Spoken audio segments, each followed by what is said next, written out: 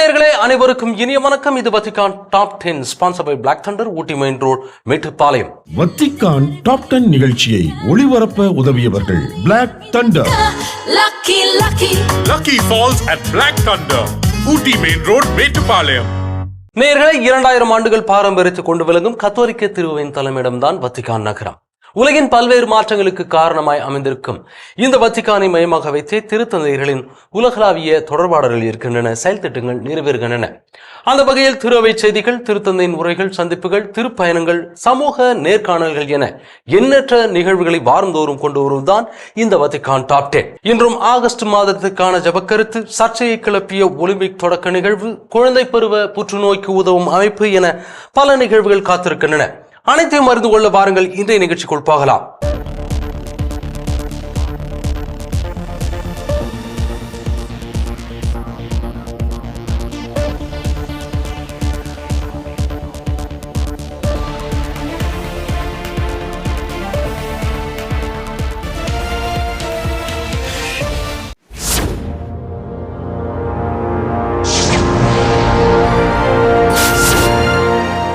திருத்தந்தை 6ஆம் பவுல் அவர்களின் பாரம்பரியத்தின்படி இந்த ஆகஸ்ட் மாதத்திற்கான ஜபக்கருத்தை மையப்படுத்தி திருத்தந்தை பிரான்சிஸ் அவர்கள் இறைவேண்டல் மேற்கொண்டார்.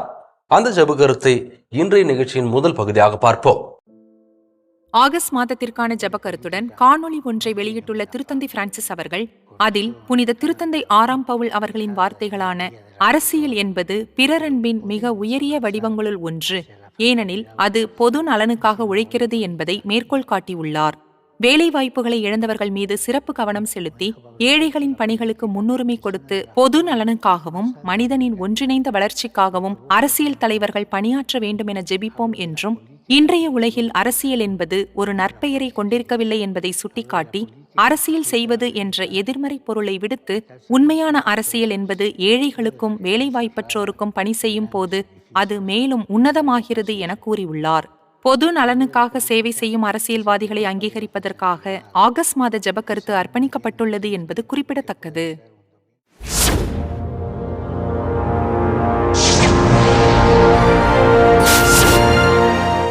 துருக்கி நாட்டின் அதிபர் அவர்கள் சமீபத்தில் திருத்தந்தை பிரான்சிஸ் அவர்களை தொலைபேசியில் அழைத்து பேசியிருக்கிறார். அதற்கான காரணத்தை இந்த பகுதியில் பார்ப்போம்.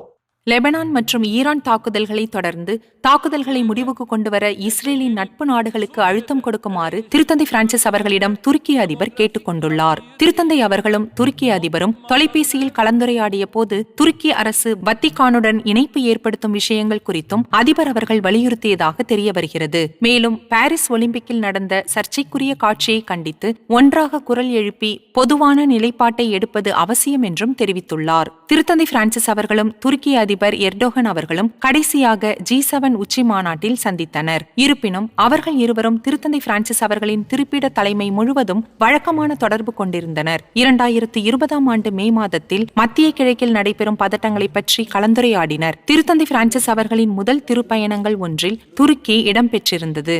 அங்குதான் கான்ஸ்டான்டினோப்பிளின் எக்குமெனிக்கல் முதுபெரும் தந்தையின் தலைமை அமைந்துள்ளது. சில சமயங்களில் துருக்கிய அதிபர் அவர்கள் சில கிறிஸ்தவ சமூகங்களை, குறிப்பாக ஆர்த்தடாக்ஸ் திரு அவைக்கு மகிழ்ச்சி தராத முடிவுகளை எடுத்துள்ளார். உதாரணமாக 2020ஆம் ஆண்டில் அருங்காட்சியகமாக இருந்த ஹயா சோஃபியாவை மசூதியாக மாற்ற உத்தரவிட்டார் என்பது கவனிக்கத்தக்கது.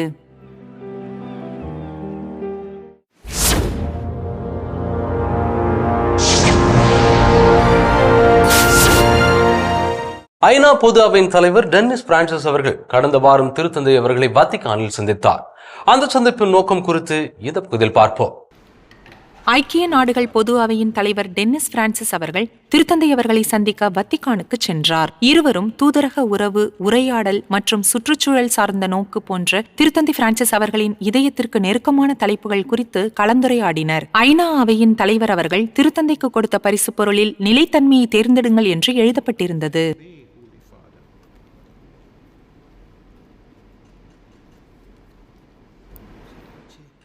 வத்திக்கான் பட்டறைகளில் செய்யப்பட்ட வெண்கல பலகையிலான பரிசு பொருளை திருத்தந்தை அவர்கள் அதிபருக்கு வழங்கினார். அதில் அமைதி உடையக்கூடிய ஓர் மலர் என்ற சொற்றொடர் எழுதப்பட்டிருந்தது. தற்போதைய உலகளாவிய உணவு நெருக்கடி குறித்து கலந்துரையாடுவதற்கு அதிபரின் இந்த அதிகாரப்பூர்வ சந்திப்பு அமைந்திருந்தது. மேலும் உணவு மற்றும் விவசாய அமைப்பின் இயக்குனர் அவர்களின் அழைப்பின் பேரில் இந்த சந்திப்பு நடைபெற்றது. சமீபத்திய 2024 ஆண்டு ஐக்கிய நாட்டு சபையின் அறிக்கையின்படி 2023 ஆண்டில் 700 மில்லியனுக்கும் அதிகமான மக்கள் பட்டினியை எதிர்கொண்டதும் உலக மக்கள் தொகையில் 1/3 பகுதியினர் ஆரோக்கியமான உணவுக்கான பொருளாதாரத்தை கொண்டிருக்கவில்லை என்பதும் குறிப்பிடத்தக்கது.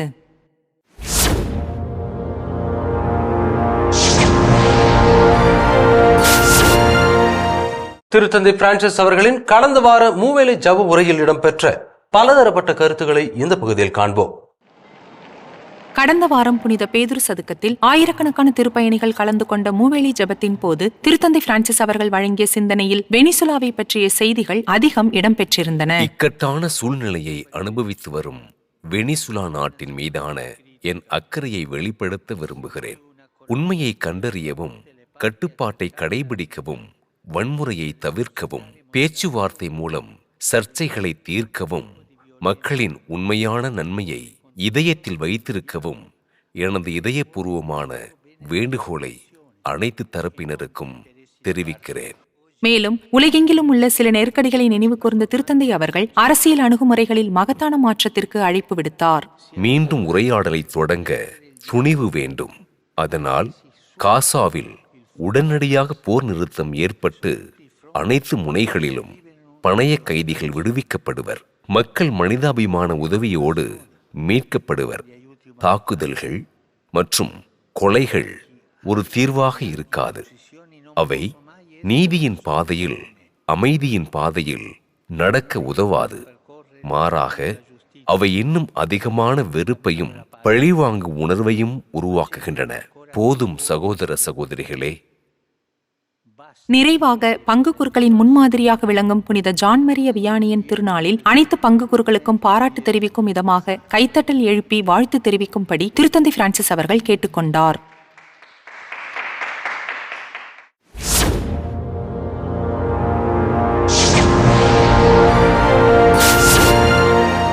முதியவர்களுக்காக திருத்தந்தை பிரான்சிஸ் அவர்கள் ஏற்படுத்திய நாளில் இந்த வருடம் அவர் குறிப்பிடும் துயரம் மிகுந்த உண்மை எது என்பதை இந்த பகுதியில் பார்ப்போம்.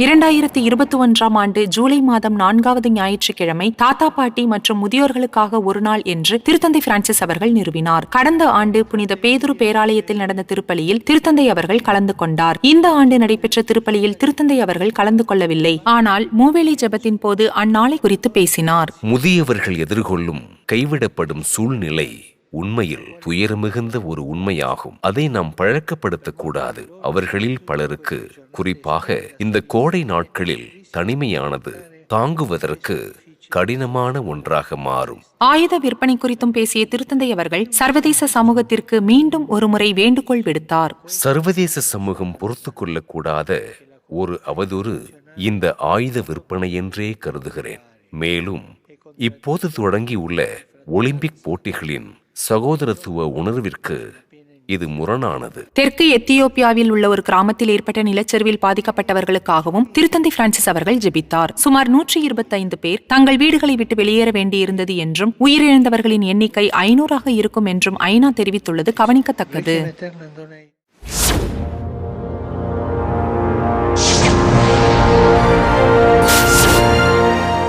2024 ஆண்டுக்கான ஒலிம்பிக் போட்டிகள் தொடக்க நிகழ்வு குறித்து உலகின் பல பகுதியிலிருந்து திரு அவை அங்கத்தினர்கள் கருத்து தெரிவித்திருக்கிறார்கள்.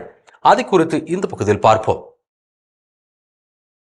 2024 ஆண்டுக்கான பாரிஸ் ஒலிம்பிக்கின் தொடக்க விழா குறித்து உலகெங்கிலும் உள்ள கிறிஸ்தவர்கள் மற்றும் கிறிஸ்தவர்கள் அல்லாதவர்களிடமிருந்தும் சீற்றம் வெடித்துள்ளது. கடைசி இரவு உணவு நிகழ்வை கேலிக்கூத்தாக மாற்றிய இந்த விழா கிறிஸ்தவத்தை கேலி செய்ததாக பலர் நம்புகிறார்கள். அதில் திருத்தூதர்களை சித்தரிக்கும் அரசிகள், நீலவண்ணம் பூசப்பட்ட அரை நிர்வாண மனிதன் போன்ற காட்சிகள் இடம்பெற்றன. பிரெஞ்சு ஆயர்கள் பேரவையானது இந்த விழாவை கண்டித்து ஒரு அறிக்கையை வெளியிட்டது. அதில் சில காட்சிகளின் மூர்க்கத்தனம் மற்றும் ஆத்திரமூட்டல்கள் போன்றவற்றால் பாதிக்கப்பட்ட ஒவ்வொரு கண்டத்திலும் உலகெங்கிலும் உள்ள அனைத்து கிறிஸ்தவர்களையும் நாங்கள் நினைத்துக் கொண்டிருக்கிறோம். ஒலிம்பிக் கொண்டாட்டம் கலைஞர்கள் சிலரின் கருத்தியல் சார்புகளுக்கு அப்பாற்பட்டது என்பதை அவர்கள் புரிந்து கொள்ள வேண்டும் என்று விரும்புகிறோம் என்று தெரிவிக்கப்பட்டுள்ளது. உலகெங்கிலும் உள்ள பிற ஆயர்களும் கத்தோலிக்க தலைவர்களும் இது குறித்து கண்டனம் தெரிவித்துள்ளனர். அவர்களில் சில வத்திக்கான் அதிகாரிகளான வாழ்க்கைக்கான திருப்பிட கழக தலைவர் பேராயர் பாலியா மற்றும் வத்திக்கான் கோட்பாட்டு அலுவலகத்தின் துணை செயலர் பேராயர் சார்லஸ் சிக்குலோனா போன்றோர் அடங்குவர். மத்திய கிழக்கில் உள்ள திரு அவைகளும் இது குறித்து கண்டனம் தெரிவித்துள்ளன. எருசலேமின் லத்தீன் முதுபெரும் தந்தை மத்திய கிழக்கு திரு அவையின் அறிக்கைக்கு ஒப்புதல் அளித்துள்ளார். அதில் என்ன நடந்ததோ அது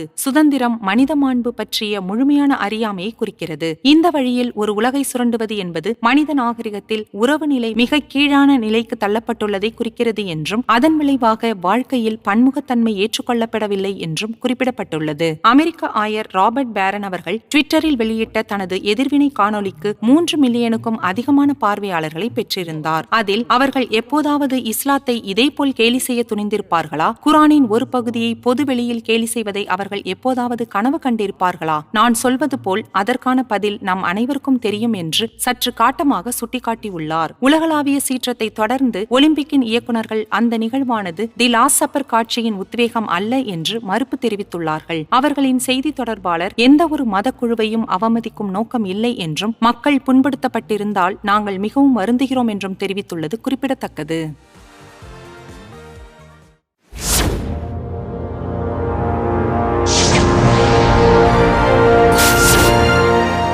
குழந்தை பருவ புற்றுநோய் சிகிச்சைக்காக ரோம் நகர் செல்லும் அனைவருக்கும் உதவிக்கரம் நீட்டும் பீட்டர் பேன் என்ற அமைப்பினை குறித்து இந்த பகுதியில் பார்ப்போம். குழந்தை பருவ புற்றுநோய் என்பது பாதிக்கப்பட்ட குழந்தைகளை மட்டுமல்ல, அவர்களின் நண்பர்கள், அன்புக்குரியவர்கள் மற்றும் முழு குடும்பத்தையும் பாதிக்கும் ஒரு சோகமாக இருந்து வருகிறது. கடந்த 30 ஆண்டுகளாக பீட்டர் பேன் என்ற அமைப்பானது இந்த குடும்பங்கள் அடிக்கடி எதிர்கொள்ளும் தனிமையை போக்க உதவி வருகிறது. குழந்தைகள் புற்றுநோய் சிகிச்சைக்காக உலகெங்கிலும் இருந்து ரோம் நகருக்கு வருகை தரும் குடும்பங்களுக்கு அவர்கள் இலவச வீட்டு வசதி வழங்குகிறார்கள். பீட்டர் பேன் என்ற இந்த அமைப்பானது 30 ஆண்டுகளுக்கு முன்பு இங்கு ரோமில் தான் உதயமானது. புற்றுநோயால் பாதிக்கப்பட்ட குழந்தைகளுடன் ரோம் வரும் பெற்றோர்களுக்கு உதவ ஒரு அமைப்பை நிறுவ முடிவு செய்தனர். இன்று வரை பல சேவைகள் கொண்ட உண்மையான வீட்டை குடும்பங்களுக்கு வழங்கி வருகிறோம். இம்மாதிரியான குடும்பங்களிலிருந்து உலகின் பல பகுதிகளிலிருந்து பலர் ரோம் நகருக்கு சென்று உலக புகழ் பெற்ற திருத்தந்தையின் மருத்துவமனையான பம்பினோ ஜெசுவில் சிகிச்சை பெறுகின்றனர். இது ஐரோப்பாவின் மிகப்பெரிய குழந்தை மருத்துவ பொது மருத்துவமனை மற்றும் ஆராய்ச்சி மையமாக திகழ்ந்து வருகிறது. பம்பினோ ஜேசு என்பது இத்தாலி மற்றும் ஐரோப்பாவில் உள்ள குழந்தை மருத்துவத்திற்கான சிறந்த மையமாக இருந்து வருகிறது. மேலும் ஹிமட்டாலஜியும் உள்ளது. எனவே இத்தாலியின் பல்வேறு பகுதிகளிலிருந்தும் வெளிநாடுகளிலிருந்தும் மக்கள் வருகிறார்கள். அவர்கள் தங்கள் குழந்தைகளுக்கு சிறந்ததை வழங்க முடியும் என்பதால் அவர்கள் இங்கு வருகிறார்கள். பீட்டர் பேன் என்ற இந்த அமைப்பானது ரோமை சுற்றி பல வீடுகளை இவர்களுக்காக நிர்வகித்து வருகிறது. ஓவியங்கள் முதல் புத்தகங்கள் வரை, மார்க்கர்கள், புதிர்கள், மிக முக்கியமாக குழந்தைகளின் புன்னகையும் சிரிப்பும் என எல்லாவற்றாலும் அந்த வீடுகள் நிறைந்திருக்கின்றன. இவ்வமைப்பு தங்குவதற்கு இல்லமும் குடும்பங்களுக்கு உளவியல் ஆதரவும் மருத்துவ ஆலோசனையும் வழங்கி வருகிறது. 200க்கும் மேற்பட்ட தன்னார்வலர்கள் இந்த இக்கட்டான சூழ்நிலையை எதிர்கொள்ளும் பல குடும்பங்களுக்கு ஆதரவாய் நிற்கிறார்கள். புற்றுநோயால் பாதிக்கப்பட்டுள்ள மகளை கொண்டுள்ள ஆண்டனெல்லா போன்றவர்கள் இதில் ஈடுபட்டுள்ளனர்.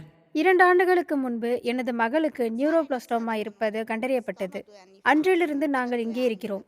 இப்போது நலமோடு இருக்கிறார். அவருக்கு 3 விதமான அறுவை சிகிச்சைகள் செய்யப்பட்டுள்ளன.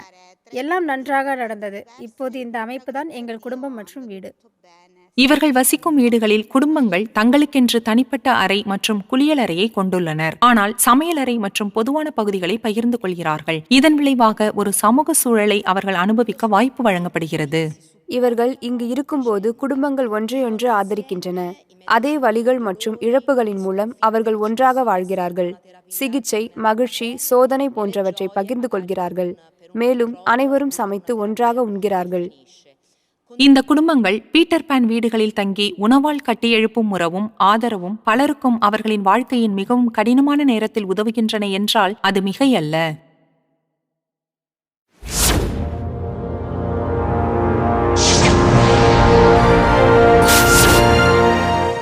கடந்த வருடம் நடந்த உலக இளையோர் நாளில் புதுமையாக பார்வை திறன் பெற்று நன்றி எறிதலாக சமீபத்தில் ரோம் சென்ற ஜிமினா அவர்கள் குறித்து இந்த பகுதியில் பார்ப்போம்.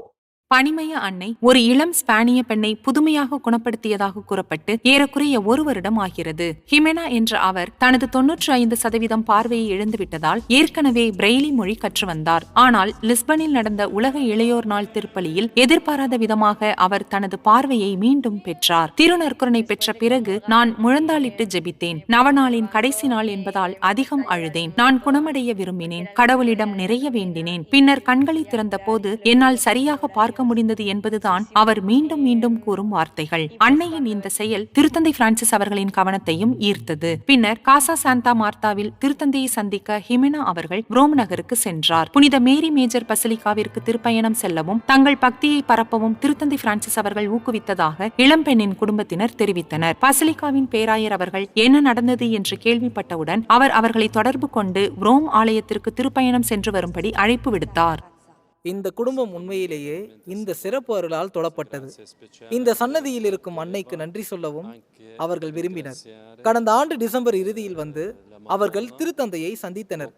பின்னர் அவர்கள் இந்த பசிலிகாவில் திருப்பலியில் பங்கேற்றனர். இந்த குடும்பத்தை பற்றி அறிந்து அவர்களின் அனுபவங்களை கேட்டது மனதை மிகவும் கவர்ந்தது.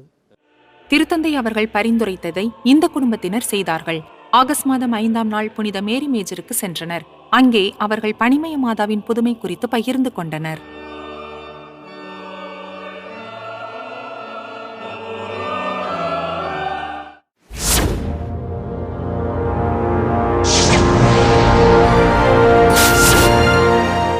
வரும் அக்டோபர் மாதத்தில் பிரின்ஸ்டன் பல்கலைக்கழக வளாகத்தில் அமெரிக்க விளையாட்டு குழுமமான ஐவி லீக் நடத்தவிருக்கும் மாநாடு குறித்து இந்த பகுதியில் பார்ப்போம்.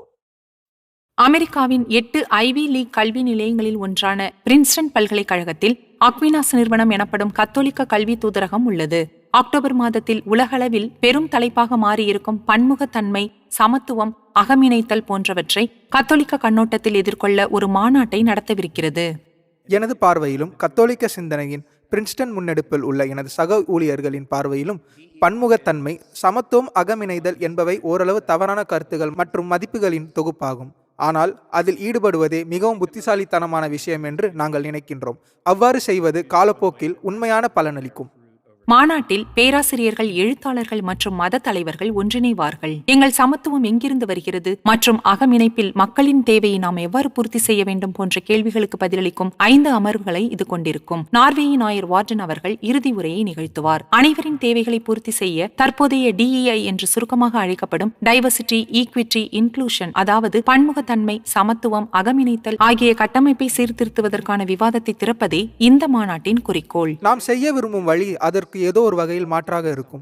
நிறுவனங்களுக்கு உண்மையான உலகளாவிய பரந்த அளவிலான சூழ்நிலைகளில் சிறப்பாக செயல்படும் மாற்று கட்டமைப்பை வழங்குவதாக இருக்கும். மேலும் உண்மையிலேயே அனைவரையும் உள்ளடக்கியதாக உணர வைக்கும். ஏனெனில் DEI கூறும் ஒரு உண்மை என்னவென்றால் பன்முகத்தன்மை, சமத்துவம், அகமிணைதல் போன்றவற்றால் சேர்க்கப்படவில்லை என்று நினைக்கும் பல பேர் இதில் இருக்கிறார்கள். இது ஒருவித முரண்பாடாகவே உள்ளது. DEI மாற்றீட்டை உருவாக்குவதற்கான அணுகுமுறை கத்தோலிக்க மரபுகள் மற்றும் போதனைகளை கணக்கில் எடுத்துக்கொள்ளும். அறிவார்ந்த நட்பின் நல்ல நம்பிக்கையின் வெளிப்பாடாகவும் கத்தோலிக்க பாரம்பரியத்தின் தற்போதைய உயிர் சக்தியின் மீதான நம்பிக்கையின் வெளிப்பாடாகவும் இது இருக்கும் என்று நாங்கள் நம்புகிறோம். தற்போதைய கலாச்சார தருணத்தில், அறிவார்ந்த தருணத்தில் தலையிடும் திறன் இதுவாகும். அதாவது அது உலகிற்கு சவால் விடலாம், கலாச்சாரத்தை உண்மையான வழியில் சவால் செய்யலாம், மேலும் உற்பத்தி மற்றும் பலனளிக்கும் விதத்திலும் இருக்கலாம். இந்த மாநாடானது அக்டோபர் மாதம் 25 மற்றும் 26ஆம் தேதிகளில் நடைபெறும். DEIக்கு மாற்று அணுகுமுறையை உருவாக்க பிரின்ஸ்டன் அகஸ்டின் கல்வி நிலையத்தின் பெரிய திட்டமானது வரவிருக்கும் பல முயற்சிகளின் முதல் படி என்பது குறிப்பிடத்தக்கது.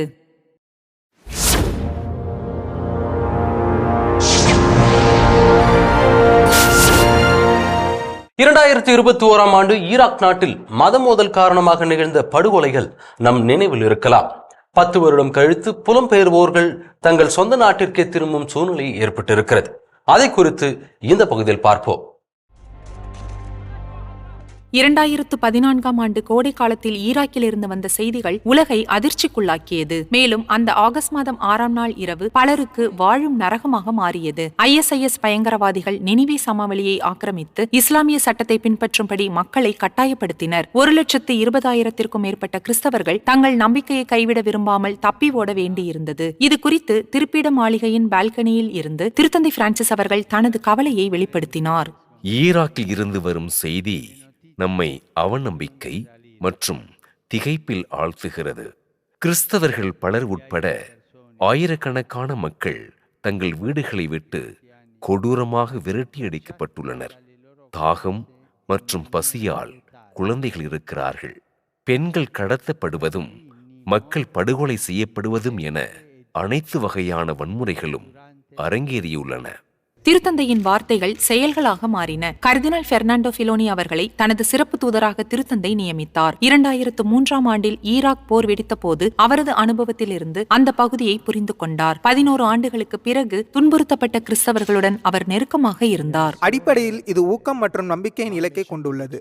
ஆன்மீக, தார்மீக மற்றும் உளவியல் ஆதரவின் நோக்கமாகவும் உள்ளது. இந்த கிறிஸ்தவர்கள் இத்தனை கஷ்டங்களை அனுபவித்த பிறகு இந்த நாடு தங்களுடையது என்று நினைக்க மாட்டார்கள் என்பது எமது கருத்து. 2021ஆம் ஆண்டில் திருத்தந்தை பிரான்சிஸ் அவர்கள் ISIS தீவிரவாதிகளால் அழிக்கப்பட்ட நகரத்திற்கு பயணம் மேற்கொண்டார். அங்கு ஒரு காலத்தில் நாகரிகத்தின் தொட்டிலாக இருந்த இடத்தில் இடிபாடுகளால் சூழப்பட்ட நிலையில் பாதிக்கப்பட்டவர்களுக்காக ஜெபித்தார். ஈராக்கில் நடந்தது இனப்படுகொலை. மத சிறுபான்மையினருக்கு எதிராக பயங்கரவாதிகள் நடத்திய அட்டூழியங்களை கண்டித்து 2016ஆம் ஆண்டில் ஐரோப்பிய பாராளுமன்றத்தில் இது குறித்து அதிகாரப்பூர்வமாக தீர்மானம் நிறைவேற்றப்பட்டது. கிட்டத்தட்ட 10,000 பேர் ISIS தீவிரவாதிகளால் கொல்லப்பட்டனர் மற்றும் கடத்தப்பட்டனர். உயிர் பிழைத்தவர்களின் கதைகள் அவற்றை தெரிவிக்கின்றன. பாஸ்கேல் வர்தா அவர்கள் ஈராக்கின் முன்னாள் அமைச்சர் ஆவார். மேலும் பல மாதங்கள் சித்திரவதை செய்யப்பட்ட பெண்களின் சாட்சியங்களை கேட்டறிந்திருக்கிறார். அவர்களுடன் இருந்த பல இளம் பெண்களும் மற்றும் பெண்களும் அதிகம் கொடுமைப்படுத்தப்பட்டனர். யசீதி குழுவினரை விட கிறிஸ்தவர்கள் குறைவாகவே இருந்தனர். 10 ஆண்டுகளுக்கு பிறகு கிறிஸ்தவர்கள் தங்கள் பழைய வீட்டிற்கு திரும்புகிறார்கள். ஆயிரக்கணக்கான மக்கள் இன்னும் காணாமல் போயிருந்தாலும் இனப்படுகொலையின் வலி இன்னும் அங்கே நிறைந்திருப்பது வேதனைக்குரியது. என் அன்பு நேயர்களே, இன்றைய நிகழ்வுகள் அனைத்தும் நீங்கள் பயன்பெறும் வகையில் அமைந்திருக்கும் என்று நாங்கள் நம்புகிறோம். மீண்டும் அடுத்த வாரம் இதே நிகழ்ச்சியில் சந்திக்கிறோம். இது Vatican top 10 sponsored by Black Thunder, Ooty main road, Mettupalayam. நன்றி, வணக்கம், மரியே வாழ்க. வத்திக்கான் டாப் 10 நிகழ்ச்சியை ஒளிபரப்ப உதவியவர்கள் Black Thunder. Lucky Falls at Black Thunder, Ooty Main Road, Metupalayam.